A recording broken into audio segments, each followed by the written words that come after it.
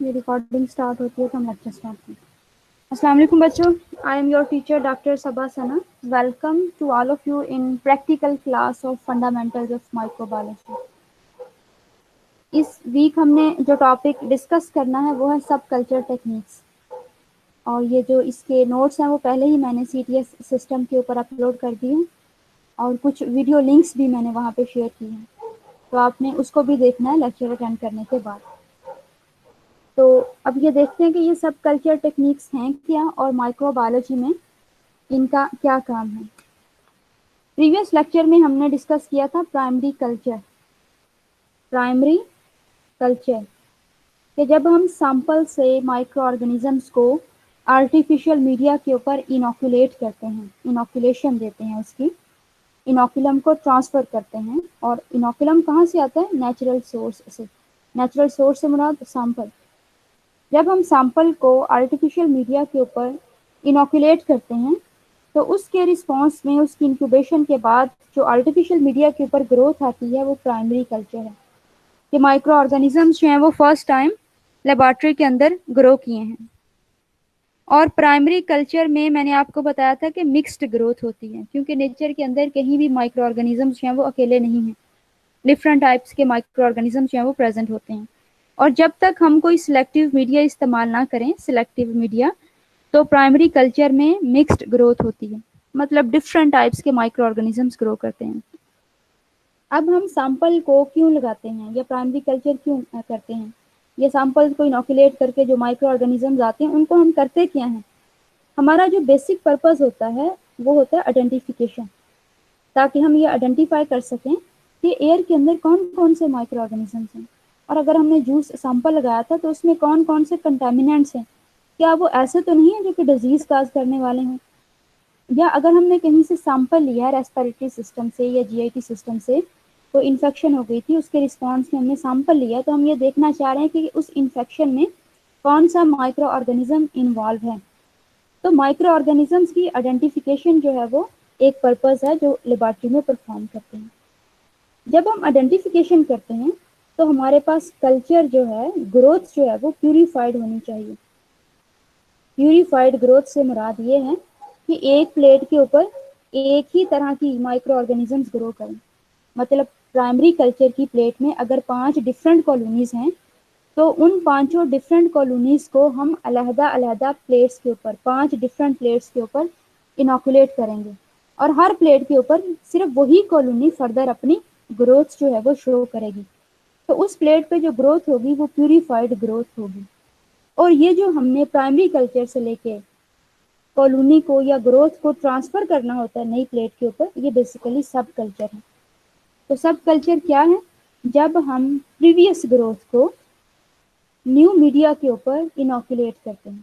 جب ہم انوکولم کو پریویس گروتھ میں سے نیو میڈیا کے اوپر ٹرانسفر کرتے ہیں تو وہ سب کلچر ہے. اب وہ پریویس گروتھ کیا ہو سکتی ہے؟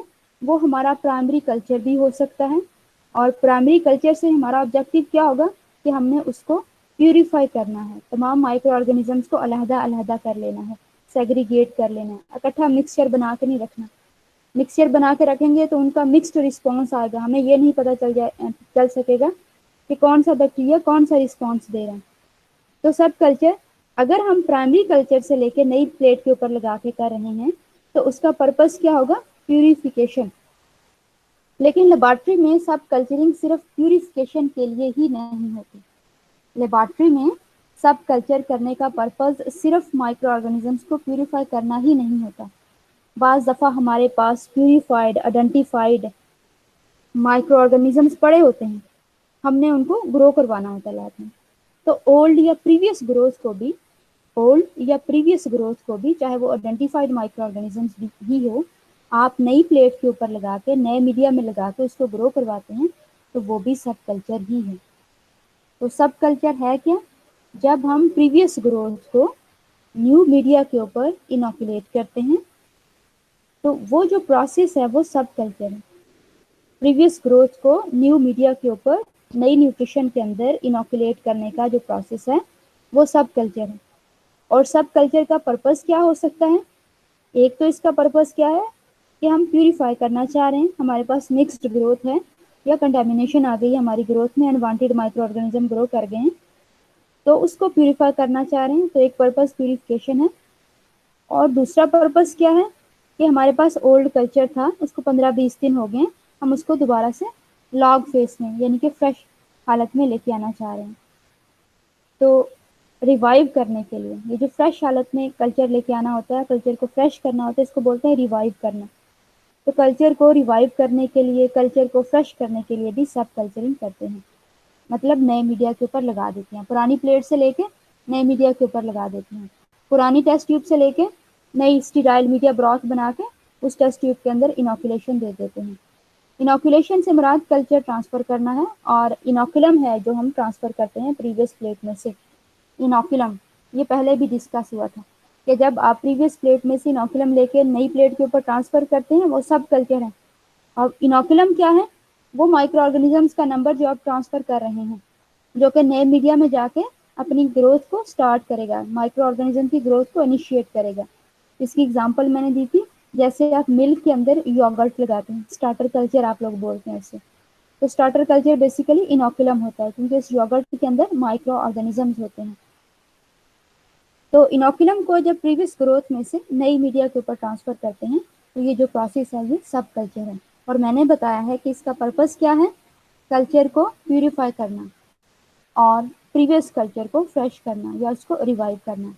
اور جب میں کلچر کا لفظ بول رہی ہوں تو اس سے مراد مائکرو آرگینزمس کی گروتھ ہے. تو یہ تو میں نے آپ کو ایکسپلین کیا کہ سب کلچر ہے کیا. اب یہ سب کلچر کرنے کے لیے کچھ ٹیکنیکس ہیں, کیونکہ مائکرو آرگینزمس کی بھی ڈفرینٹ ٹائپس ہیں, یونی سیلولر بھی ہیں, ملٹی سیلولر بھی ہیں. جیسے بیکٹیریا اور یسٹ جو ہیں وہ یونی سیلولر ہیں, ان کی گروتھ کا پیٹرن ڈفرینٹ ہوتا ہے. اور مولڈ بھی ہے, مطلب فلامنٹس فنجائی, اس کی گروتھ کا پیٹرن ڈفرینٹ ہوتا ہے.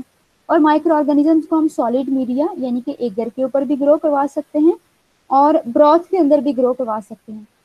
تو اب یہ ڈفرینٹ سینیریو ہیں, تو ہر ایک کے لحاظ سے ڈفرینٹ ٹیکنیکس ہیں جو کہ ہم سب کلچر کے لیے استعمال کرتے ہیں. تو ہمارے کورس میں جو ہے وہ 4 ٹیکنیکس ہیں جو کہ سب کلچر کے لیے روٹین میں استعمال ہوتی ہیں. پہلی ٹیکنیک ہے اسٹریکنگ, STREAKING, اسٹریکنگ, جو بالوں میں بھی کرواتے ہیں, ایک دور میں کرواتی ہوتی تھی بچیاں, اسٹریک لائن لگاتی ہیں جو اسٹریکنگ. دوسری جو ٹیکنیک ہے وہ ہے اسپاٹنگ, SPOTTING, اسپاٹنگ, نقطہ لگانا. تیسری جو ٹیکنیک ہے وہ ہے اسٹیبنگ, STABBING, اسٹیبنگ, اسٹیبنگ, ٹھیک ہے. اور جو چوتھی ٹیکنیک ہے وہ ہے براتھ انوکولیشن. تو میں نے 4 ٹیکنیکس انلسٹ کی ہیں جو کہ سب کلچر کے لیے استعمال ہوتی ہیں, اسٹریکنگ, اسپاٹنگ, اسٹیبنگ اور براتھ انوکولیشن. اب 1 بائی 1 اس کو دیکھتے ہیں. تو سب سے پہلے ہم دیکھیں گے کہ یہ اسٹریکنگ کیا ہے. تو اسٹریکنگ جیسے میں نے بتایا کہ سب کلچر کرنے کی ٹیکنیک ہے. یہ جو ٹیکنیک ہے یہ سالڈ میڈیا کے اوپر پرفارم کی جاتی ہے.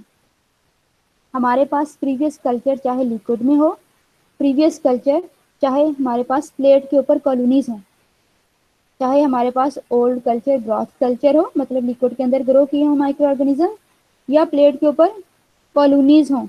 جب ہم ان کالونیز کو اٹھا کے یا اس ٹیسٹ ٹیوب میں سے براتھ کلچر کو نیو میڈیا جو کہ سالڈ فارم میں ہو, ایگر کی سرفیس کے اوپر لائنوں کی فارم میں لگاتے ہیں, تو وہ جو پروسیس ہے وہ اسٹریکنگ ہے.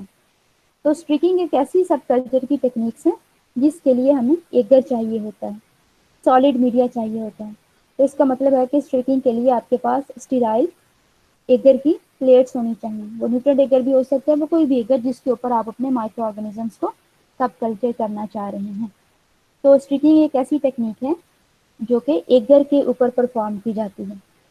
اور اس کے لیے جو انسٹرومنٹ استعمال ہوتا ہے, انوکولیشن انسٹرومنٹ استعمال ہوتا ہے, وہ لوپ ہے. تو اسٹریکنگ ایک ایسی ٹیکنیک ہے جو کہ ایگر کے اوپر پرفارم کرتے ہیں, اور اس میں جو انسٹرومنٹ استعمال ہوتا ہے وہ ہے انوکولیٹنگ لوپ. تو انوکولیٹنگ لوپ کی ہیلپ سے ہم اسٹریکنگ کرتے ہیں. اب اسٹریکنگ کا کیا پرپز ہے؟ موسٹلی یہ ٹیکنیک اس وقت استعمال ہوتی ہے جب ہم نے مائکرو آرگینزمس کو پیوریفائی کرنا ہو. ریوائیو کرنے کے لیے تو ڈیفینیٹلی استعمال ہو جاتی ہے, لیکن اس سے ہم مائکرو آرگینزمس کو پیوریفائی کر سکتے ہیں. اسٹریکنگ سے ہم مائکرو آرگینزمس کو پیوریفائی کر سکتے ہیں. کیسے اسٹریکنگ ہمیں ہیلپ آؤٹ کرتی ہے کہ ہمیں مائکرو آرگنیزمس کو پیوریفائی کرنے میں مدد ملے؟ کیونکہ اسٹریکنگ کا جو پرپز ہوتا ہے، اسٹریکنگ میں ہم انوکولیٹنگ لوپ سے ایگر کی سرفیس کے اوپر اس طرح سے لائنیں لگاتے ہیں کہ آہستہ آہستہ مائکرو آرگنیزمس کا نمبر ہر لائن میں کم ہوتا جاتا ہے. مائکرو آرگنیزمس کا نمبر گریجولی کم ہوتا جاتا ہے. مطلب ہم پلیٹ کی ایک سائڈ سے اگر انوکولیٹنگ لوپ سے گروتھ لگانا اسٹارٹ کریں گے تو شروع میں گروتھ زیادہ ہوگی، اور آہستہ آہستہ جیسے جیسے ہم نیچے کو آتے جائیں گے مائکرو آرگنیزمس کی گروتھ کم ہوتی جائے گی. مطلب گروتھ کی ڈائلیوشن ہو رہی ہے، مائکرو آرگنیزمس کا نمبر گریجولی کم ہو رہا ہے. تو ایک پوائنٹ ایسا آئے گا کہ مائکرو آرگنیزمز لائن کے اوپر ایک ایک اور دور دور پڑے ہوں گے. جب ہم اس پلیٹ کو انکیوبیٹ کر دیں گے تو جہاں جہاں وہ سنگل سیل پڑا ہے وہ وہاں پہ گرو کرے گا، اور اپنے جیسے بہت سارے ملینز میں سیلز بنا لے گا. تو بیفور انکیوبیشن ہمیں وہ سنگل سیل تو نظر نہیں آئے گا، لیکن جب وہ انکیوبیشن کے دوران اپنا نمبر انکریز کریں گے بائنری فیشن سے یا بڈنگ سے، یسٹ کے کیس میں 1 سے 2، 2 سے 4، 4 سے 8، 8 سے 10 ہوں گے تو وہ ملینز میں ہو جائیں گے. اور جب وہ ملینز میں ہوں گے تو وہ ایک کالونی بناتے ہیں. اپنے ہی جیسے بہت سارے سیلز جب بناتے ہیں تو وہ ایک ویزیبل میس ہوتی ہے، ایک ڈاٹ کی فارم میں ویزیبل میس ہوتی ہے جس کو ہم کالونی بولتے ہیں. تو اسٹریکنگ جو ہے اس کا پرپز یہ ہوتا ہے کہ ہم ڈسکریٹ کالونیز لے سکیں. اب کالونی کیا چیز ہے کہ جب ایک سیل گرو کرتا ہے بیکٹیریا یا یسٹ بائنری فیشن سے، یسٹ ہے تو بڈنگ سے، اپنے جیسے بہت سارے سیلز بناتا ہے، مطلب کلونز بناتا ہے. اور بہت سارے سیل جب ایک جگہ پہ پڑے ہوتے ہیں تو ان کا ڈھیر لگ جاتا ہے. اب ایک سیل ہمیں نظر نہیں آتا، لیکن جب بہت سارے سیل اکٹھے ہوتے ہیں تو وہ ڈھیر سا ہمیں نظر آتا ہے، وہ میس ہمیں نظر آتی ہے. اس میں بہت سارے سیلز ہوتے ہیں. ایک کالونی کے اندر تقریباً 1 ملین سے 100 ملین سیلز ہوتے ہیں، اور 100 ملین سیلز جب اکٹھے ہوں گے پھر وہ ہمیں میس کی فارم میں یا کالونی کی فارم میں نظر آتے ہیں. تو جب ہم اسٹریک لائن لگاتے ہیں تو مائکرو آرگنیزم ایک دوسرے سے دور دور ہو جاتے ہیں کیونکہ گریجولی ڈائلیوٹ ہوتے جاتے ہیں، اور جتنی وہ دور ہوں گے اتنا ہی فاصلے پہ کالونیز جو ہیں وہ ڈیولپ ہوں گی. تو ڈسکریٹ یا آئسولیٹڈ کالونیز obtain ہوتی ہیں اسٹریکنگ سے. اور پھر جتنی بھی ڈسکریٹ کالونیز ہوں گی ان کو ہم اٹھا کے علیحدہ علیحدہ پلیٹ کے اوپر لگا سکتے ہیں. تو اگر 3 ڈسکریٹ کالونیز ہیں، 3 ڈفرنٹ ٹائپس کی کالونیز تھیں، وہ ڈسکریٹ ہو گئی ہیں، تو ان تینوں کو ہم نئی پلیٹ کے اوپر لگائیں گے. تو اس طرح سے ہم کلچر جو ہے اس کو پیوریفائی کر سکتے ہیں. دوبارہ سے اسٹریکنگ کا بتانے لگی ہوں تاکہ اگر کوئی آپ کو چیز سمجھ میں آئے تو آ جائے. اسٹریکنگ ایک ایسی ٹیکنیک ہے جو کہ ایگر کے اوپر پرفارم کی جاتی ہے، مطلب سالڈ میڈیا کے اوپر یہ ٹیکنیک پرفارم کی جاتی ہے. اس ٹیکنیک کے لیے جو انوکولیشن انسٹرومنٹ چاہیے وہ انوکولیٹنگ لوپ ہے. لوپ سے آپ پریویس گروتھ کو پک کریں گے اور پلیٹ کے اوپر زگ زیگ پیٹرن میں یا لائنیں لگا دیں گے. اور ان لائنوں کے لگانے سے کیا ہوگا، وہ لائنیں اس طرح سے لگیں گی کہ ہر لائن میں، ہر اگلی لائن میں مائکرو آرگنیزمس کا نمبر پچھلی لائن سے کم ہوتا جائے گا. اس کے بعد ہم پلیٹ کو انکیوبیٹ کر دیں گے، اور جو نمبر کم ہوگا تو مائکرو آرگنیزم ایک دوسرے سے فاصلے پہ ہو جائیں گے، اور ان کی گروتھ جو ہے وہ علیحدہ علیحدہ یا ڈسکریٹ کالونیز کی فارم میں آئے گی. اور ان کالونیز کو فردر ہم پھر پیوریفائی آسانی سے کر سکتے ہیں. تو اسٹریکنگ کا پرپز کیا ہے؟ ڈسکریٹ کالونیز لینا. اور یہ ڈسکریٹ کالونیز کیسے آئیں گی؟ گریجول ڈائلیوشن سے، کیونکہ اسٹریکنگ مائکرو آرگنیزمس کو گریجولی ڈائلیوٹ کر دیتی ہے، جس کے رسپانس میں ڈسکریٹ کالونیز آتی ہیں.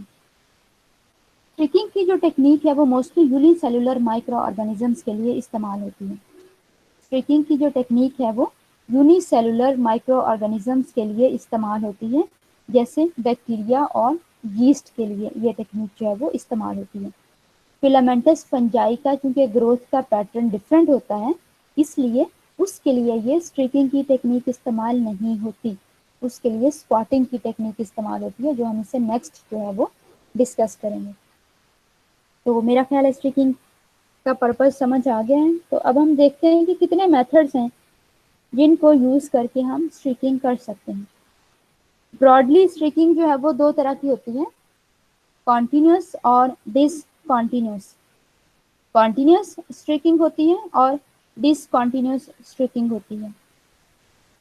ڈس کانٹینیوس اسٹریکنگ کیا ہے کہ آپ نے پلیٹ کے اوپر لائنیں لگانی ہیں، ایک سائڈ سے شروع ہو کے انوکولیٹنگ لوپ کو دوسری سائڈ پہ جا کے سٹاپ کرنا ہے.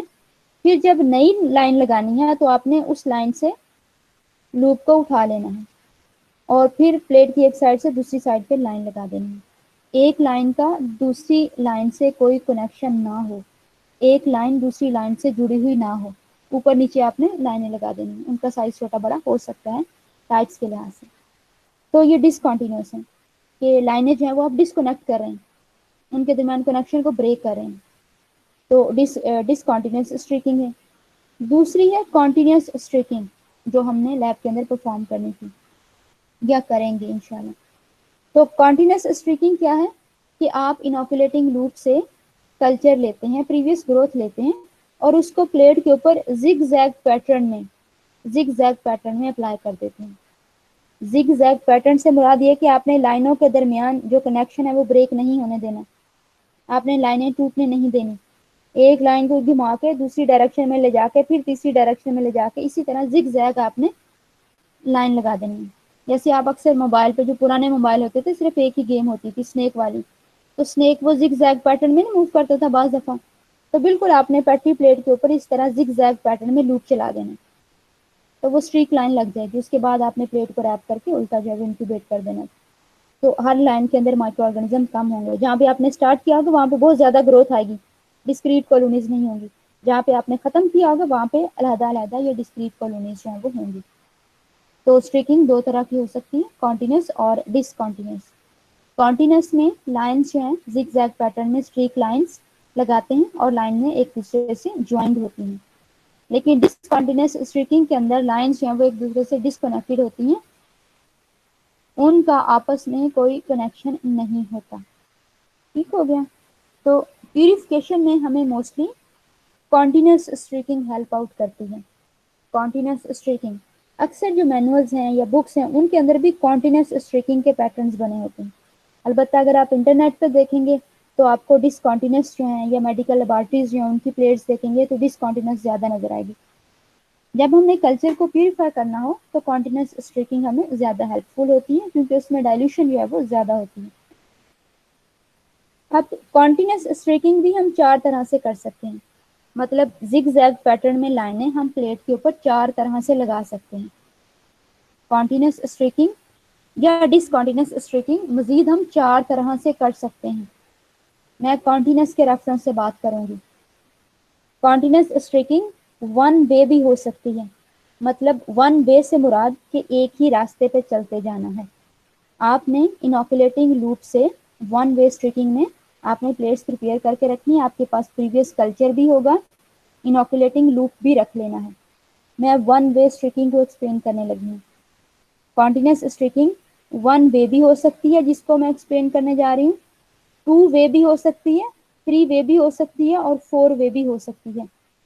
چار طرح سے آپ زگ زیگ پیٹرن میں لائنس جو ہیں وہ لگا سکتے ہیں کنٹینیوس اسٹریکنگ میں. اب یہ ون وے اسٹریکنگ کیا ہے اور کرنی کیسے ہے؟ اس کے لیے ہمیں انوکولیٹنگ لوپ چاہیے. اسٹیرائل میڈیا کی پلیٹس جو آپ نے ایک دن پہلے پریپیئر کر کے اس کا اسٹیریلٹی ٹیسٹ کیا ہو.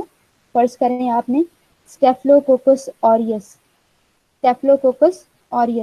کا کلچر جو ہے وہ نیوٹرینٹ ایگر کے اوپر ٹرانسفر کرنا ہے. آپ کے پاس اس کا پرانا کلچر ہے مینیٹول سالٹ ایگر کے اوپر.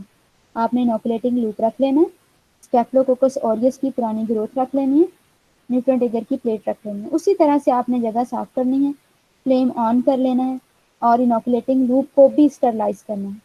اور انوکولیٹنگ لوپ کو کس طرح سے اسٹرلائز کرتے ہیں؟ ریڈ ہاٹ کر کے.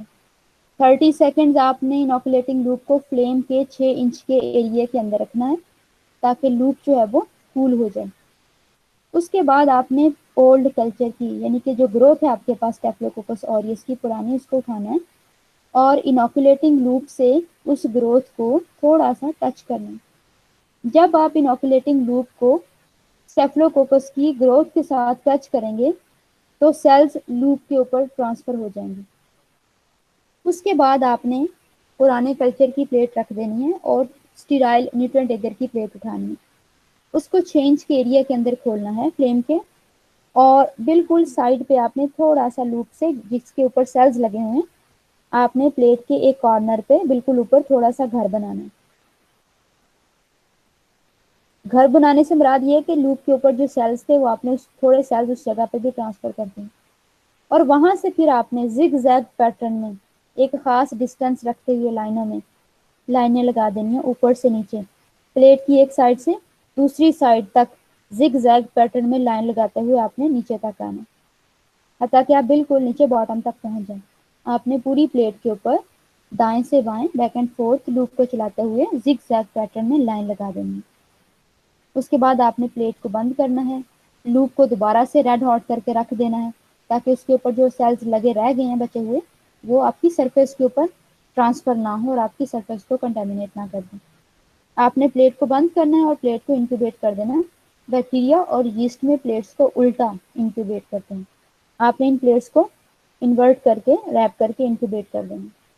اگلے دن آپ آ کے آپ دیکھیں گے تو شروع میں اگر اسٹیکنگ ٹھیک ہوئی ہے گروتھ زیادہ ہوگی اور ہر لائن جو آپ نے بعد میں لگائی ہے وہاں پہ گروتھ کم ہوتی جا رہی ہے. اور بالکل لاسٹ والی جو لائن ہے اس میں آپ کو ڈسکریٹ کالونیز نظر آنے کے چانسز ہیں یا ڈسکریٹ کالونیز جو ہے وہ نظر آئیں گی. یہ ون وے اسٹریک ہے. ون وے اسٹریکنگ سے مراد یہ ہے کہ آپ نے مائکرو آرگنیزم کی گروتھ کو ایک ہی ڈائریکشن میں آپ نے پلیٹ کی ڈائریکشن نہیں چینج کی. پلیٹ کو کھولا اور اوپر سے نیچے زگ زیگ پیٹرن میں لائن لگا دی. اس لیے یہ جو اسٹریکنگ ہے یہ ون وے اسٹریکنگ ہے. دوسری جو اسٹریکنگ ہے وہ ہے two way streaking continuous two way streaking. Two way streaking میں آپ مائکرو آرگنیزمس کو پلیٹ کے اوپر دو ڈفرنٹ ڈائریکشنز میں ڈسٹریبیوٹ کرتے ہیں. دو ڈفرنٹ ڈائریکشن میں کرنا ہے اس لیے ٹو وے اسٹریکنگ ہے. تو اب یہ کرنا کیسے ہے؟ اسی طرح آپ نے انوکولیٹنگ لوپ کو ریڈ آؤٹ کر کے پرانی گروتھ اٹھانی ہے اور اسی طرح آپ نے نئی پلیٹ کے اوپر چھوٹا سا گھر بنانا ہے اور زگ زیگ پیٹرن میں لائن لگانی ہے ایک کنارے سے دوسرے کنارے تک. لیکن آدھی پلیٹ کے اوپر آپ نے پلیٹ کو دو ہافس میں ڈیوائڈ کر لینا ہے. ایک ہاف کے اوپر آپ نے زگ زیگ پیٹرن میں ایک ڈائریکشن میں لائن لگا دینی. جب ایک ڈائریکشن میں لائن لگ جائے اس کے بعد آپ نے پلیٹ کو 90 کے اینگل پہ روٹیٹ کر لینا ہے. آپ جو زگ زیگ پیٹرن میں آپ نے لائن لگائی تھی اوپر سے نیچے تک تھی اب وہ آپ کے لیفٹ سے رائٹ کی طرف ہو گئی. ڈائریکشن جو چینج کر لیا آپ نے پلیٹ کی. دوسرے لفظوں میں سمپلی آپ نے پلیٹ کو بند کرنا ہے اور ہاتھ میں ہی پکڑ کے اس کو 90 کے اینگل پہ روٹیٹ کر دینا. باہر کی طرف فلیم سے باہر کی طرف اس کو گھما دینا مطلب کہ اینٹی کلاک وائز اس کو 90 کے اینگل پہ روٹیٹ کر دینا اور پلیٹ کو دوبارہ کھولنا ہے اور لوپ کو ریڈ ہاٹ کر لینا. لوپ کو ریڈ ہاٹ کرنے کے بعد آپ نے لوپ کو ٹھنڈا کرنا ہے. اب انوکولم نہیں لینا. آپ کی آدھی پلیٹ کے اوپر کلچر لگا ہوا ہے اور آدھی پلیٹ بالکل خالی ہے. آپ نے کیا کرنا ہے کہ ایک پوری لائن لگانی ہے. ایک پوری لائن لگانی ہے جو کہ پریویس آپ نے لائنز لگائی ہیں اس کو ٹچ کرے اور باقی آدھے حصے پہ آ جانا ہے جہاں پہ کوئی کلچر نہیں لگا ہوا اور آپ نے باقی آدھے حصے پہ زگ زیگ پیٹرن میں لائن لگا دینی ہے. لیکن یہ جو زگ زیگ پیٹرن آپ نے بنانا ہے یہ صرف آدھے حصے پہ بنانا ہے. یہ پلیٹ کے دونوں کناروں کو ٹچ نہیں کرنا چاہیے. یہ ایک سائڈ سے پلیٹ کے کناروں کو ٹچ کرے گا فلیم والی سائڈ سے لیکن دوسری سائڈ سے ہمیں اس کو جو پہلے سے گروتھ لگائی ہوئی ہے اس سے تھوڑا سا اوے رکھنا ہے. صرف اس کو آدھی پلیٹ کے اوپر زگ زیگ پیٹرن میں ڈسٹریبیوٹ کرنا ہے. اس کے بعد پلیٹ کو بند کرنا ہے لوپ کو ریڈ ہاٹ کر کے نیچے رکھ دینا اور پلیٹ کو انکیوبیٹ کر دینا. کیا کیا ہے انوکولیٹنگ لوپ سے پلیٹ کے اوپر آدھی پلیٹ کے اوپر پلیٹ کو 2 equal ہافس میں ڈیوائڈ کیے ہیں اور ایک ہاف کے اندر آپ نے ایک ڈائریکشن میں زگ زیگ پیٹرن میں لائن لگا دی. اس کے بعد پلیٹ کو 90 کے اینگل پہ روٹیٹ کیا ہے لوپ کو ریڈ ہاٹ کیا ہے اور پریویس زگ زیگ لائنز کو ٹچ کرتے ہوئے آپ نے باقی جو کلچر تھا اس کو آدھی پلیٹ کے اوپر جو سیکنڈ ہاف تھا اس کے اوپر ڈسٹریبیوٹ کر دینا. یہ ٹو وے اسٹریکنگ ہے. اس میں آپ نے مائکرو آرگنیزمس کو دو ڈفرنٹ ڈائریکشن میں ڈسٹریبیوٹ کیا ہے اور ایسا کرنے کے لیے آپ نے پلیٹ کو 90 کے اینگل پہ روٹیٹ کیا تھا. کلچر آپ نے صرف ایک ہی دفعہ لینا ہے. انوکولیٹنگ لوپ سے آپ نے پرانی گروتھ یا پرانی پلیٹ سے جو گروتھ لینی ہے وہ ونس ہی لینی ہے. اور جب پلیٹ کو 90 کے اینگل پہ روٹیٹ کیوں کیا لوپ کو ریڈ آؤٹ کیوں کیا لوپ کو ریڈ آؤٹ کیا تو اس کے اوپر جتنے بھی سیلز لگے تھے ان کی ڈیتھ ہوگی. لوپ اگین اسٹیرائل ہو گیا. اب ہم نے جو کلچر آدھی پلیٹ کے اوپر ڈسٹریبیوٹ کیا ہے وہ ہم نے پلیٹ کے اوپر لگی ہوئی لائنوں سے سیلز لی ہیں. تو اب جو انوکولم ہم باقی آدھا پلیٹ کے اوپر ڈسٹریبیوٹ کر رہے ہیں وہ پہلے سے لگائے ہوئے انوکولم کی نسبت انتہائی کم ہوگا. اس لیے سیکنڈ جو ہاف ہے اس میں ڈسکریٹ کالونیز آنے کے چانسز زیادہ ہوں گے کیونکہ ہم نے ڈسٹریبیوٹیڈ کلچر کو ہی فردر آگے ڈسٹریبیوٹ کر دیا. ہم نے زگ زیگ پیٹرن لگا کے فرسٹ ہاف کے اوپر مائکرو آرگینزمس کو ڈائلیوٹ کیا تھا, ان کا نمبر کم کیا تھا گریجولی, اور اسی کم نمبر کو لے کے ہم نے مزید آدھی پلیٹ کے اوپر ڈسٹریبیوٹ کر دیا. تو اس میں ڈائلیوشن کا جو ریٹ ہے ٹو وے اسٹریکنگ میں وہ ون وے اسٹریکنگ کی نسبت زیادہ ہے. تو یہ ٹو وے اسٹریکنگ تھی. تھری وے اسٹریکنگ جس کو ٹی اسٹریکنگ بھی کہتے ہیں, پلیٹ کے اوپر اگر آپ ٹی کا نشان لگا لیں تو ٹی اسٹریکنگ بھی کہتے ہیں. اس میں کیا کرتے ہیں ہم پلیٹس کو 3 حصوں میں ڈیوائڈ کرتے ہیں. پہلا حصہ پورا ڈیوائڈ کر دیتے ہیں. پہلے تو آپ پلیٹ کو 2 ایکول ہاؤس میں ڈیوائڈ کریں اور پھر جو سیکنڈ ہاف ہے اس کو مزید 2 پارٹس میں ڈیوائڈ کر دیتے ہیں ہائپوتھیٹیکلی. کوئی اس کے اندر دیواریں کھڑی نہیں کرتے ہیں, ہائپوتھیٹیکلی ہمیں پتا ہوتا ہے پریکٹس سے, اور اگر پریکٹس نہیں ہے تو ہم نیچے سے مارکر سے نشان بھی لگا سکتے ہیں. ہم نے پلیٹ کو 3 ہافس میں ڈیوائڈ کرنا ہے. کیسے کہ پلیٹ جو ہے اس کا 50% ایک طرف ہوگا اور باقی 25% سیکنڈ ہاف کے اندر ہوگا. تو اگر آپ پلیٹ کی پیری کو چھوڑ کے بیچ میں دیکھیں تو یہ بالکل ٹی جیسی شیپ بنے گی. اس لیے یہ جو 3 وے اسٹریکنگ ہے اس کو ٹی اسٹریکنگ بھی کہتے ہیں کہ ایک ہاف ایسا ہے جو کہ 50% پلیٹ کو کور کر رہا ہے, لیکن باقی جو 50% ہے اس کو بھی ہم نے 2 ہافس میں یعنی کہ 25 میں ڈیوائڈ کر دینا. کرنا وہی ہے, ایک ہی دفعہ انوکولیٹنگ لوپ سے آپ نے انوکولم اٹھانا ہے اور وہ جو 50% ہاف تھا اس کے اوپر زگ زیگ پیٹرن میں ڈسٹریبیوٹ کر دینا. جب ہاف پلیٹ کے اوپر ڈسٹریبیوٹ ہو جائے آپ نے پلیٹ کو 90 کے اینگل پہ روٹیٹ کرنا ہے, لوپ کو ریڈ ہاٹ کرنا ہے, ٹھنڈا کرنا ہے, اور پریویس لائنز کو جسٹ ایک ہی دفعہ ٹچ کرتے ہوئے باقی جو 25% آپ نے لیا دوسرا حصہ اس کے اوپر ڈسٹریبیوٹ کر دینا. اگین اسٹاپ کرنا ہے. دوسری دفعہ پھر آپ نے پلیٹ کو 90 کے اینگل پہ روٹیٹ کر دینا ہے, لوپ کو ریڈ ہاٹ کرنا ہے, اور 25% جو آپ نے اب ڈسٹریبیوٹ کیا تھا اس میں سے لائنوں کو ٹچ کرتے ہوئے جو تھرڈ 25% تھا اس کے اوپر آپ نے ڈسٹریبیوٹ کر دینا ہے. ہر دفعہ جب آپ ہر حصے میں لگائیں گے تو کلچر کی ڈائریکشن جو ہے وہ ڈفرینٹ ہوگی. یہ جو آپ زگ زیگ پیٹرن میں لائنیں لگائیں گے ڈائریکشن ڈفرینٹ ہوگی, اس لیے یہ 3 وے اسٹریکنگ ہے. اور اس میں ڈائلیوشن کا ریٹ 2 وے اسٹریکنگ کی نسبت زیادہ ہے کیونکہ اس میں ہم نے لوپ کو 2 دفعہ اسٹیرائل کیا ہے اور ڈائلیوٹیڈ کلچر کو ڈسٹریبیوٹ کیا ہے اور پھر اس مزید ڈائلیوٹیڈ کلچر کو تیسرے حصے کے اوپر ڈسٹریبیوٹ کیا ہے. اس کے بعد پلیٹ کو انکیوبیٹ کیا ہے. اس میں ڈسکریٹ کالونی آنے کے چانسز 2 وے سے بھی زیادہ ہیں کیونکہ اس میں ڈائلیوشن کا ریٹ 1 وے اور 2 وے دونوں سے ہی زیادہ ہے. تو یہ 3 وے اسٹریکنگ ہے یا ٹی اسٹریکنگ ہے. اس کے بعد ہے 4 وے اسٹریکنگ جس کو کوادرنٹ QUADRANT کوادرنٹ اسٹریکنگ بھی بولتے ہیں. کوادرنٹ اسٹریکنگ ایک ایسی ٹیکنیک ہے جس میں ہم پلیٹس کو 4 ایکول ہافس میں ڈیوائڈ کر لیتے ہیں. 3 وے اسٹریکنگ میں ہم صرف 2 حصوں کو اکولی ڈسٹریبیوٹ کرتے تھے اور ایک جو ہے وہ 50% ہوتا تھا یعنی آدھے گھر کا پورا مالک ہوتا تھا, لیکن باقی آدھے گھر کو 2 میں ڈیوائڈ کر دیتے تھے. لیکن 4 وے اسٹریکنگ میں ہم پلیٹ کو 4 ایکول حصوں میں ڈیوائڈ کر دیتے ہیں. ہائپوتھیٹیکلی ہوتا ہے, پریکٹس سے ہمیں خود ہی پتا چل جاتا ہے یہ چوتھا حصہ ہے. اور 4 ڈفرنٹ ڈائریکشن میں ہم کلچر کو پلیٹ کے اوپر ڈسٹریبیوٹ کرتے ہیں. کریں گے کیا, اسی طرح سے انوکولیٹنگ لوپ سے کلچر لیں گے اور ایک چوتھے حصے میں اس کو زگ زیگ پیٹرن میں لگا دیں گے. ایک چوتھا حصہ کمپلیٹ کرنے کے بعد اگین لوپ کو ریڈ ہاٹ کریں گے اور پلیٹ کو 90 کے اینگل پہ روٹیٹ کریں گے. جب بھی آپ نے پلیٹ کو 90 کے اینگل پہ روٹیٹ کرنا ہے آپ نے لوپ کو ریڈ ہاٹ لازمی کرنا ہے. یہی لوپ کو ریڈ ہاٹ کرنا ہی ڈائلیوشن کا باعث بنے گا. تو کوادرنٹ اسٹریکنگ میں جب آپ انوکولیٹنگ لوپ کو فرسٹ کوادرنٹ میں لگا دیتے ہیں اس کے بعد آپ لوپ کو ریڈ ہاٹ کریں گے اور پلیٹ کو روٹیٹ کریں گے 90 کے اینگل پہ. ایک دفعہ ہوگی روٹیٹ پلیٹ اور آپ اسٹیرائل لوپ سے آخری والی لائنوں کو ٹچ کرتے ہوئے دوسرے حصے کے اندر کلچر کو زگ زیگ پیٹرن میں ڈسٹریبیوٹ کر دیں گے. جب ڈسٹریبیوشن ہو جائے گی اگین آپ دوسری دفعہ پلیٹ کو 90 کے اینگل پہ روٹیٹ کریں گے. جب پلیٹ 90 کے اینگل پہ روٹیٹ ہوگی لوپ کو ریڈ ہاٹ کریں گے اور دوسرے حصے کی لائنس کو ٹچ کرتے ہوئے آپ تیسرے حصے میں زگ زیگ پیٹرن میں یہ کلچر جو ہے وہ ڈسٹریبیوٹ کریں گے. اس کے بعد لوپ کو ریڈ ہاٹ کریں گے اور تھرڈ ٹائم پلیٹ کو 90 کے اینگل پہ روٹیٹ کریں گے اور اسٹیرائل لوپ سے آخری والی لائنوں کو تیسرے حصے کی آخری والی لائنوں کو ٹچ کرتے ہوئے آپ چوتھے حصے میں کلچر کو ڈسٹریبیوٹ کر دیں گے. تو یہ 4 ڈفرینٹ ڈائریکشنز میں آپ نے انوکولیٹنگ لوپ سے کلچر ڈسٹریبیوٹ کیا ہے, اسی لیے یہ 4 وے اسٹریکنگ ہے. 3 وے اسٹریکنگ میں آپ نے 2 دفعہ پلیٹ کو 90 کے اینگل پہ روٹیٹ کیا ہے اور 2 دفعہ انوکولیٹنگ لوپ کو اسٹیرائل کیا تھا. لیکن جو 4 وے اسٹریکنگ ہے اس میں آپ 3 دفعہ پلیٹ کو 90 کے اینگل پہ روٹیٹ کریں گے اور 3 دفعہ لوپ اسٹیرائل کریں گے. 4 وے اسٹریکنگ کے اندر سب سے زیادہ ڈائلوشن ہوئی ہے کیونکہ ہم نے لوپ کو 4 دفعہ کر لیا اور ڈائلوٹیڈ کلچر کو مزید آگے ڈسٹریبیوٹ کیا. تو اس میں جو ڈسکریٹ کالونی آنے کے چانسز ہیں وہ 1 وے 2 وے 3 نسبت سب سے زیادہ ہیں. تو یہ کنٹینیوس اسٹریکنگ ہے.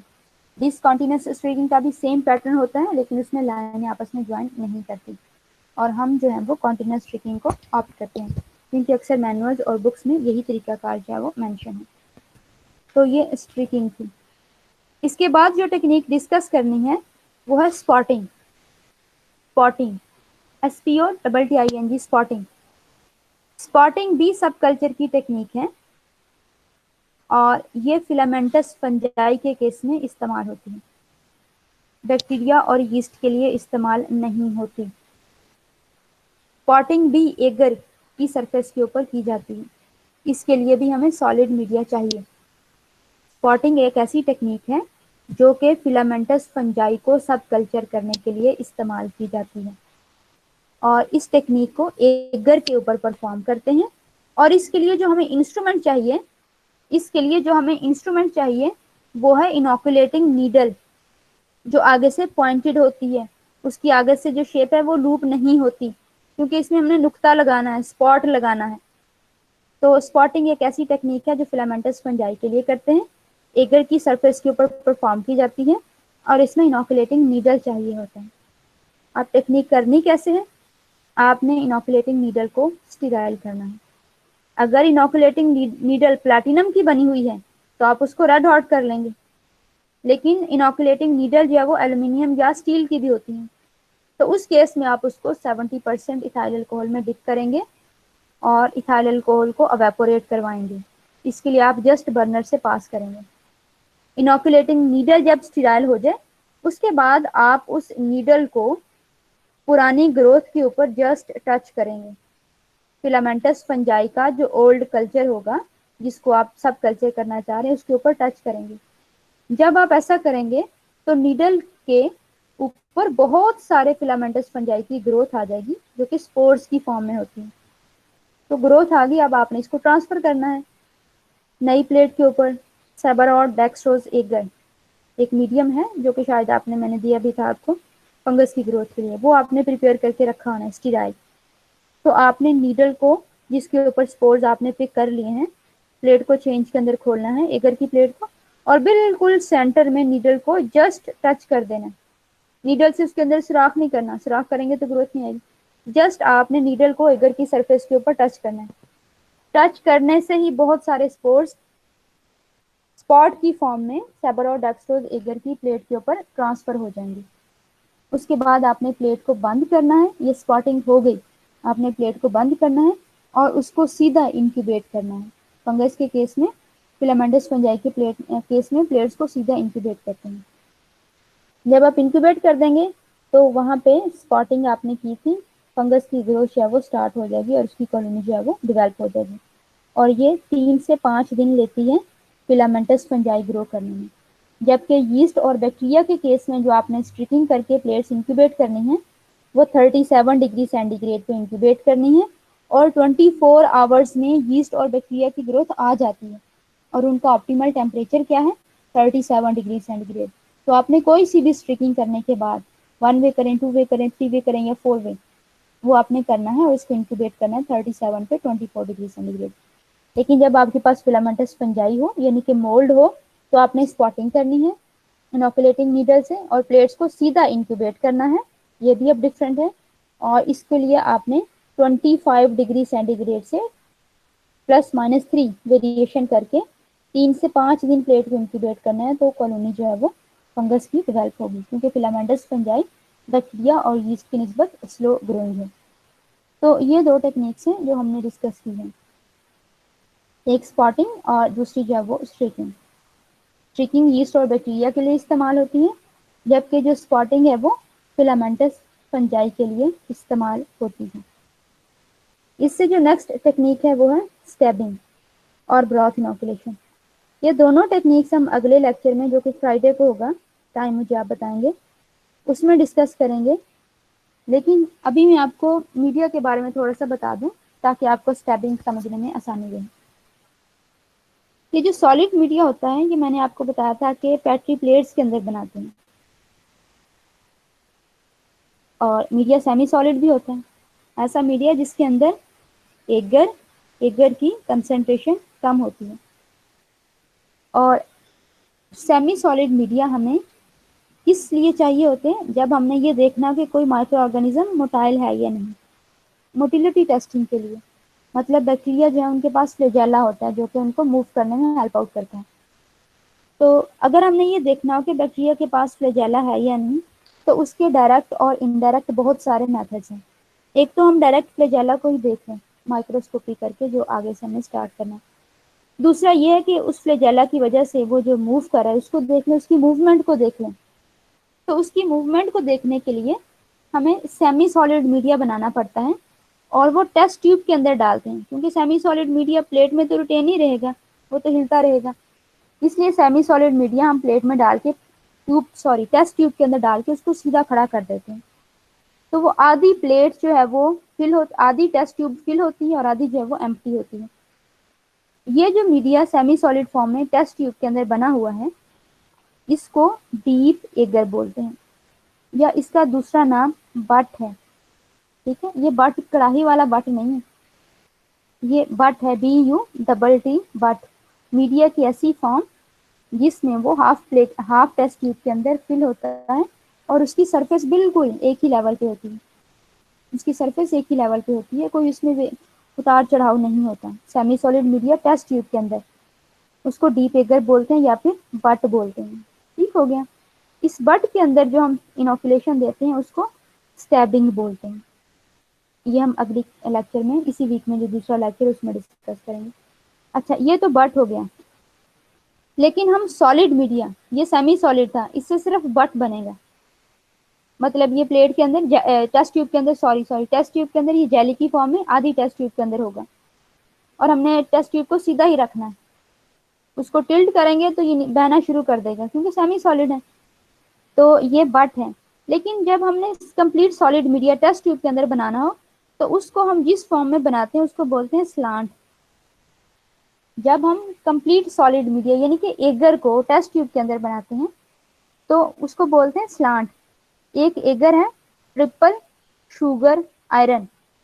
ٹرپل شوگر آئرن بیکٹیریا کی شوگر فرمنٹیشن ابیلٹی کو چیک کرنے کے لیے ایک میڈیا ہے جس میں 3 شوگرز ڈلی ہوتی ہیں، گلوکوز، سکروز اور fructose. Triple sugar iron eager, یہ ہم سلانٹ کی فارم میں بناتے ہیں. سلانٹ کیا ہے کہ ہم سالڈ میڈیا، اس کے اندر ایگر 1.5% ہی ڈلا ہوتا ہے. اگر 1% سے کم کر دیں تو وہ سیمی سالڈ ہو جاتا ہے، اس سے صرف بٹ بنے گا جب آپ semi solid media test tube میں بنائیں گے. لیکن سالڈ میڈیا جب آپ ٹیسٹ ٹیوب میں بنائیں گے تو ہم سلانٹ کی فارم میں بناتے ہیں. اس کی ایک example triple sugar iron eager ہے جس کے سلانٹس بنائے جاتے ہیں.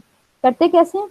اسی طرح میڈیا بنائیں گے ایگر اور ٹیسٹ ٹیوب کے اندر ڈال کے اس کو آٹو کلیو کر لیں گے. اب وہ مولٹن فارم میں ہوگا کیونکہ ابھی ٹیمپریچر 121 تھا. جب اس کو آٹو کلیو سے نکالیں گے تو اس کو ہم ایک اینگولر پوزیشن پہ رکھ دیں گے.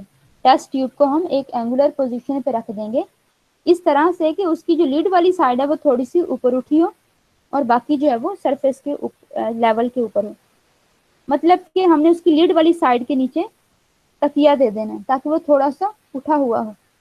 اب اس کے اندر جو مولٹن میڈیا ہے وہ ایک سلانٹ کی پوزیشن میں آ جائے گا. بالکل اسٹریٹ نہیں ہوگا بلکہ سلانٹنگ پوزیشن پہ ہوگا. ہم نے ٹیوب کو اسی اینگولر پوزیشن پہ رکھے رکھے چھوڑ دینا. آہستہ آہستہ میڈیا اس کے اندر سالیڈیفائی ہو جائے گا. اس کے بعد ہم ٹیسٹ ٹیوب کو سیدھا کھڑا کر دیں گے تو میڈیا تو کمپلیٹ سالڈ تھا. تو وہ جس سلانٹنگ پوزیشن کے اندر سالیڈیفائی ہوا تھا اس کی پوزیشن وہی رہے گی. تو وہ اس کی جو سرفیس ہے سلانٹ جیسی وہ سلانٹ ہوتی ہے، لیکن ایک پوائنٹ پہ آگے سلانٹ جو ہے وہ ختم ہو جاتا ہے اور میڈیا بالکل ایک ہی لیول پہ ٹیسٹ ٹیوب کے بیس سے مڈ تک ایک ہی لیول پہ ہوتا ہے اور اس سے اوپر سلانٹنگ پوزیشن سٹارٹ ہوتی ہے.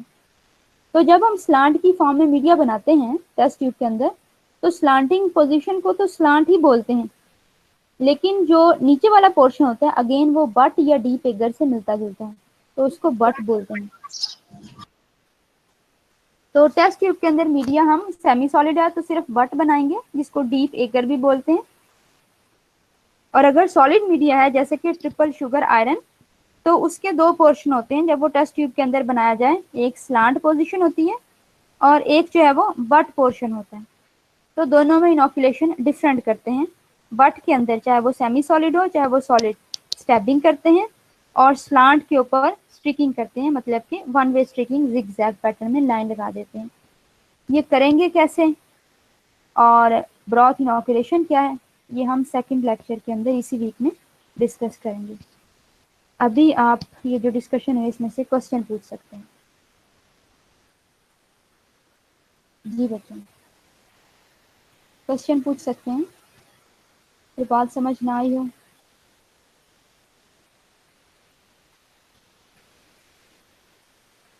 جی بچوں ساری باتیں سمجھ آ گئی ہیں؟ میم ون وے اسٹریکنگ دوبارہ سے بتا دیں. ون وے اسٹریکنگ آپ اپنا نام بتاؤ پہلے. میم بختیار مجید. ون وے اسٹریکنگ میں ہم کیا کرتے ہیں، ایک ہی ڈائریکشن میں پیٹری پلیٹ میں جو ہم نے ایگر بنایا ہوتا ہے اس کے اوپر ایک ہی ڈائریکشن میں مائکرو آرگنیزمس کو ڈسٹریبیوٹ کر دیتے ہیں. اب ایک ڈائریکشن سے مراد یہ نہیں ہے کہ اوپر سے نیچے ایک سیدھی لائن لگا دی، وہ بھی تو ایک ہی ڈائریکشن ہے نا، ایسے نہیں. زگ زیگ پیٹرن میں لائنیں لگاتے ہوئے پلیٹ کی ایک سائڈ سے دوسری سائڈ کو ٹچ کرتے ہوئے زگ زیگ پیٹرن میں لائنیں لگاتے ہوئے ہم نے نیچے تک جانا ہے. مطلب پلیٹ کے جتنا بھی ڈایا میٹر ہے اس کو کور کرنا ہے ایک ہی ڈائریکشن میں اوپر سے نیچے زگ زیگ پیٹرن میں پلیٹ کے پورے ڈایا میٹر کے اوپر ہم نے لائنیں لگا دینی اور لائنوں میں اسپیس ہونی چاہیے. تو ایک ہی ڈائریکشن میں زگ زیگ پیٹرن میں جب ہم مائکرو آرگنیزمس کو ایگر کے اوپر ڈسٹریبیوٹ کرتے ہیں وہ ون وے اسٹریکنگ ہے. اس کے لیے ہم انوکولیٹنگ لوپ سے کلچر اٹھاتے ہیں اور پلیٹ کے سٹارٹ میں تھوڑا سا گھر بناتے ہیں. گھر بنانے سے مراد یہ انوکولم وہاں پہ ٹرانسفر ہو جاتا ہے. جہاں بھی مائکرو آرگنیزم لگے ہوں کوئی بھی چیز ٹچ کریں تو مائکرو آرگنیزم اس کے اوپر آ جاتے ہیں. تو ہم نے لوپ کے اوپر مائکرو آرگنیزم لیے اور جب پلیٹ کی ایگر کے اوپر ٹچ کیا تو مائکرو آرگنیزم لوپ کے ساتھ بھی رہ گئے اور تھوڑے سے پلیٹ کے اوپر بھی ٹرانسفر ہو گئے. اب جتنے بھی مائکرو آرگنیزم ہیں ان کو ہم نے پوری پلیٹ کے اوپر ڈسٹریبیوٹ کر دینا. تو زگ زیگ پیٹرن میں اس گھر سے ہم نے باہر نکلتے ہوئے زگ زیگ پیٹرن میں لوپ کی دوڑیں لگوانی ہے اور اس کو نیچے تک لے کے آنا. یہ ون وے اسٹریکنگ ہے. ٹھیک ہے، اس میں ہم نے لوپ کو صرف ایک ہی دفعہ اسٹرلائز کر کے انوکولم پک کرنا ہے. ٹو وے میں انوکولم فور وے اسٹریکنگ تک ہم نے ایک ہی دفعہ پک کرنا ہے. اگر بار بار انوکولم پک کریں گے تو ڈائلوشن تو نہیں ہوگی، وہ تو ہم سیم انوکولم ٹرانسفر کر رہے ہیں. ہم جب ٹو وے تھری وے یا فور وے اسٹریکنگ کرتے ہیں تو اس میں ڈائلوشن اسی وجہ سے ہوتی ہے کہ ہم انوکولم ایک ہی دفعہ اٹھاتے ہیں اور لوپ کو اسٹیرائل کر کے اس کے اوپر جو سیلز ہوتے ہیں ان کو مار دیتے ہیں اور ڈسٹریبیوٹیڈ یعنی کہ ڈائلیوٹیڈ کم نمبر آف سیلز کو مزید آگے ٹرانسفر کرتے ہیں، وہ مزید کم ہو جاتے ہیں. ان کم نمبر آف سیلز کو پھر مزید آگے ٹرانسفر کرتے ہیں، وہ مزید کم ہو جاتے ہیں. تو یہ ٹو وے تھری وے اور فور وے اسٹریکنگ میں اس لیے زیادہ ڈائلیوشن ہوتی ہے. ون وے اسٹریکنگ میں کیا ہے، آپ نے ایک ہی دفعہ انوکولم اٹھایا زگ زیگ پیٹرن میں اوپر سے نیچے آتے ہوئے ایک ہی ڈائریکشن میں آپ نے مائکرو آرگنیزمس کو ڈسٹریبیوٹ کر دیا. یہ ون وے اسٹریکنگ ہے. جی بختاور سمجھ آ گئی ہے؟ یس میم. میم ڈائلوشن کا فائدہ کیا ہوتا ہے؟ ڈائلوشن سے مراد کا فائدہ یہ ہوگا کہ اس میں ڈسکریٹ کالونیز آ جائیں گی. جیسے ایسے ہی ہے کہ اگر لیکچر روم ہو، چھوٹا لیکچر روم ہے اس میں 60 چیئرس پڑی ہیں اور آپ 60 اسٹوڈنٹ ہو تو ہر چیئر کے اوپر ایک بچہ بیٹھے گا اور ایگزام ہے تو آپ کو ہر چیئر کے اوپر ایک ہی بچے کو بٹھانا پڑے گا تو بچے پاس پاس بیٹھے ہوں گے، نقل کے چانسز بڑھ جائیں گے. ایسے ہی ہے نا، اگر کوئی کوشچن نہیں آتا تو تھوڑا سا ہم دیکھ سکیں گے. تو اب اسی کو دوسری طرح لیں، اس میں ڈائلوشن نہیں ہے. ٹھیک ہے، یہ کنسنٹریشن ہے. اب 30 اسٹوڈنٹس کو 60 چیئرس پہ بٹھانا ہو تو ایک چیئر چھوڑ سکتے ہیں، ڈسکریٹ ہو جائیں گے اسٹوڈنٹس، آئسولیٹڈ ہو جائیں گے، نقل کے چانسز کم ہو جائیں گے، پیورٹی آئے گی اس سے. ہر کوئی اپنا اپنا پیپر کرے گا. اور اسی طرح اگر اسی روم میں 15 اسٹوڈنٹس بٹھانے ہیں تو وہ مزید ڈائلیوشن ہو جائے گی. تو ڈائلیوشن کا فائدہ یہ ہوتا ہے کہ اس سے ہمیں ڈسکریٹ یا آئسولیٹڈ کالونیز آتی ہیں. مائکرو آرگینزم بھی ایک دوسرے سے دور دور ہو جاتے ہیں. ٹھیک ہے, اگر ایک ہمارے پاس ایک کنال کا رقبہ ہے, اس کے اوپر 2 گھر بنانے ہیں, تو وہ جگہ کم ہو جائے گی.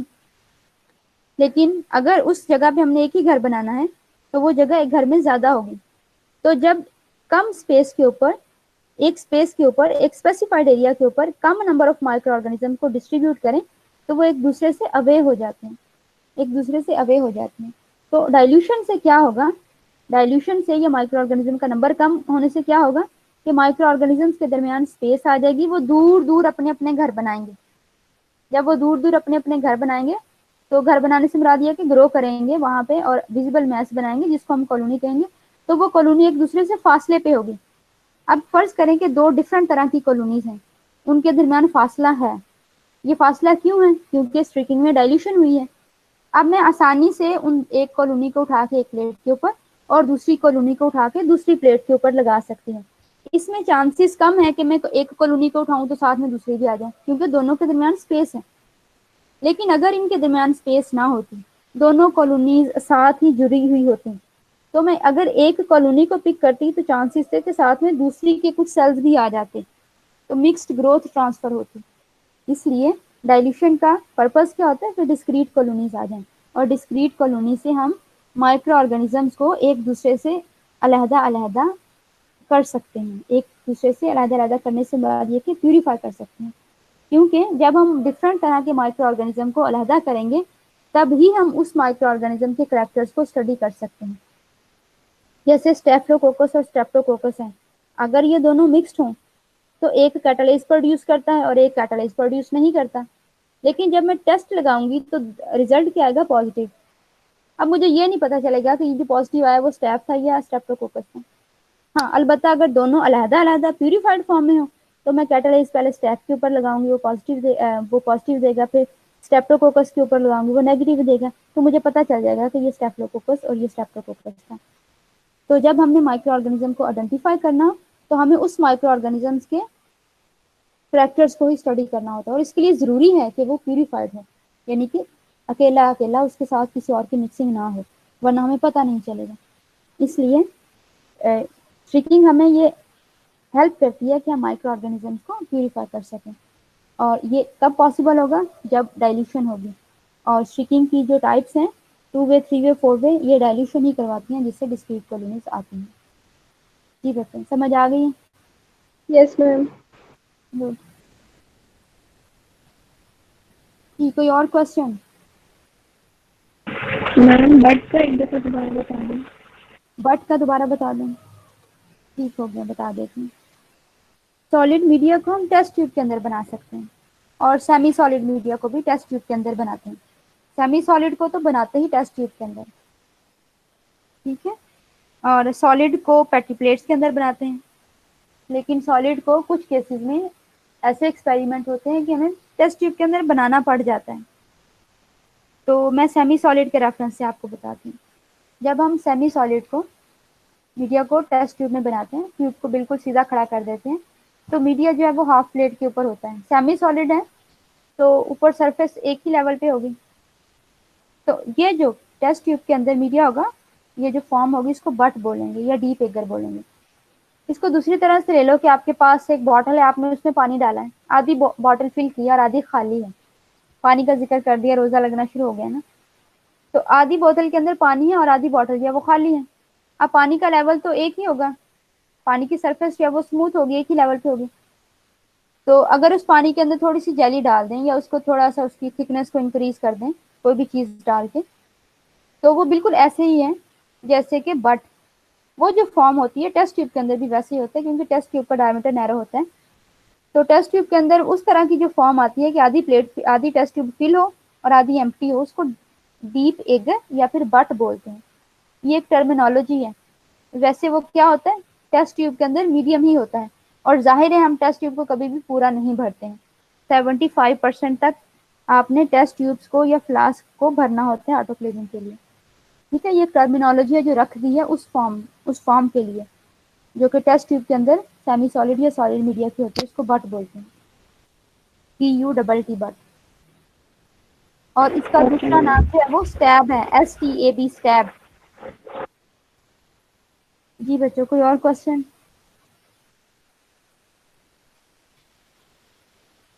جی بچوں، کوئی کوشچن؟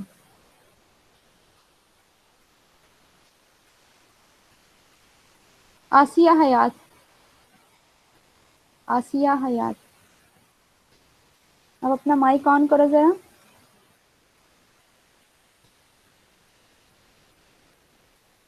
اوکے. عشا طارق، عشا طارق. 2016 کے جو دونوں اسٹوڈنٹس ہیں وہ ابھی کلاس میں ہیں؟ 2016 کے جو دونوں اسٹوڈنٹس ہیں. اچھا، مائک کا ایشو ہے، ٹھیک ہے. یس میم، یس میم. ہاں جی، آپ کو سمجھ لگ رہی ہے؟ آپ نے تو پرفارم کیا ہوا ہے. جی میم سمجھ گئی. اچھا، تو آپ کا جو سبجیکٹ ہے وہ ہمارے لاگ ان میں سیپریٹ آیا ہے، تو اس میں آپ کا نیم ہے، ٹھیک ہے. ٹھیک ہے میم. جی، تھینک اور یو. وہ جو دوسرا بچہ حمزہ ہے اس نے کلاس جوائن کی ہوئی ہے؟ میم حمزہ نہیں ہے، حسیب ہے. حسیب، سوری حسیب. پتہ نہیں میم، میرا نہیں خیال اس نے کی ہے کلاس میں. اس کو علیحدہ سے وہ میل نہیں گئی ہوگی نا، میں نے آپ کو کہا تھا کہ نہیں، مجھے میں نے علیحدہ میل سے. کر دی تھی، آپ دونوں کو میل کی ہے میں نے، علیحدہ سے کی ہے. چلیں ٹھیک ہے، پتہ نہیں. آج بھی اسٹوڈنٹس کا نمبر کم تھا تو میں نے آپ سے بولا تھا کہ باقی بچوں سے کہ کلاسز پڑھا کریں.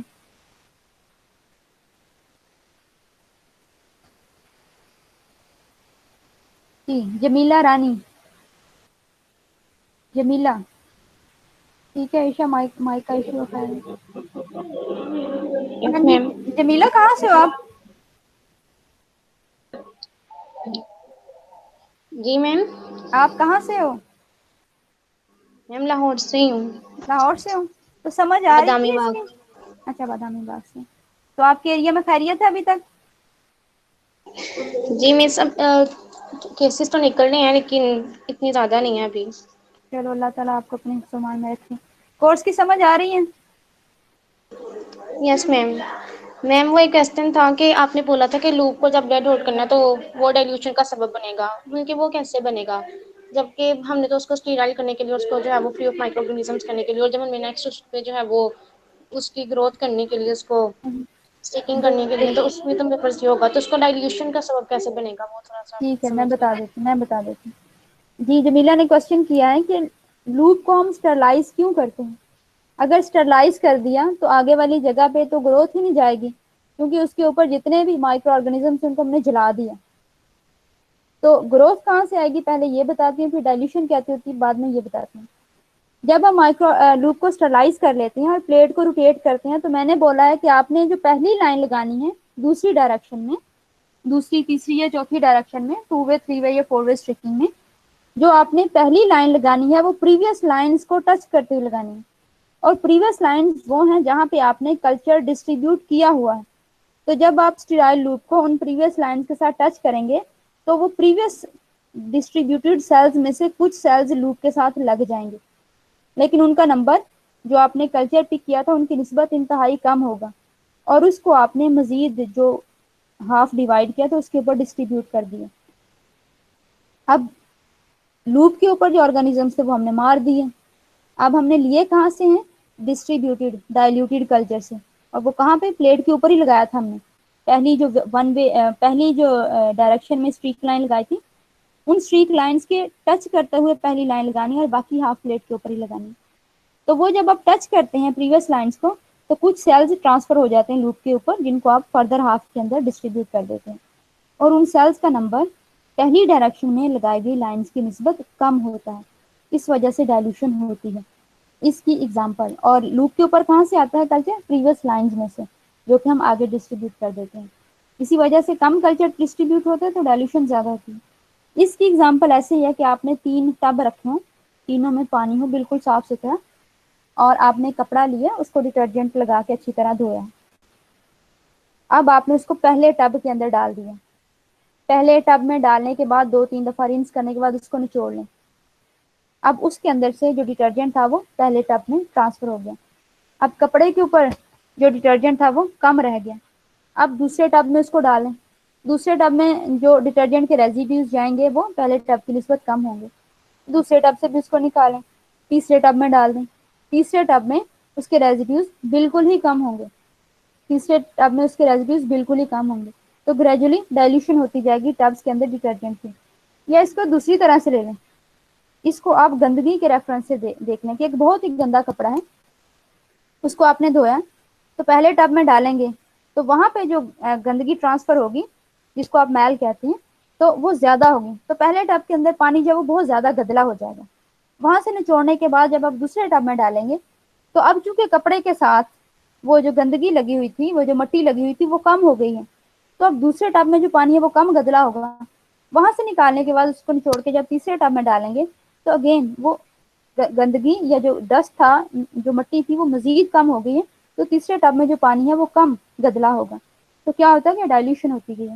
اسی طرح سے جب ہر دفعہ ہم ڈائریکشن چینج کرتے ہیں اور لوپ کو اسٹرلائز کر لیتے ہیں تو وہ مائکرو آرگنیزمس کا نمبر کم کر رہے ہوتے ہیں. لوپ کے اوپر جو تھے وہ مار دیے اور نئے کہاں سے لیے جو آلریڈی ڈسٹریبیوٹیڈ تھے, جو پہلے ہی کم تھے. ان کم میں سے ہم نے کچھ سیلز اٹھا کے مزید آگے ٹرانسفر کر دی, ان کو مزید آگے ایک جگہ نہیں رکھا, پھیلا دیا. تو اس طرح سے یہ ڈائلیوشن ہوگی. اور لوپ اس میں اس طرح سے ہیلپ آؤٹ کرے گا کہ ہم اس کو بار بار اسٹرلائز کریں گے اور ڈائلیوٹیڈ کلچر کو ہی آگے ٹرانسفر کریں گے. جی یس میم, تھینک یو. یس میم, وہ ہو گیا کلیئر کوسچن.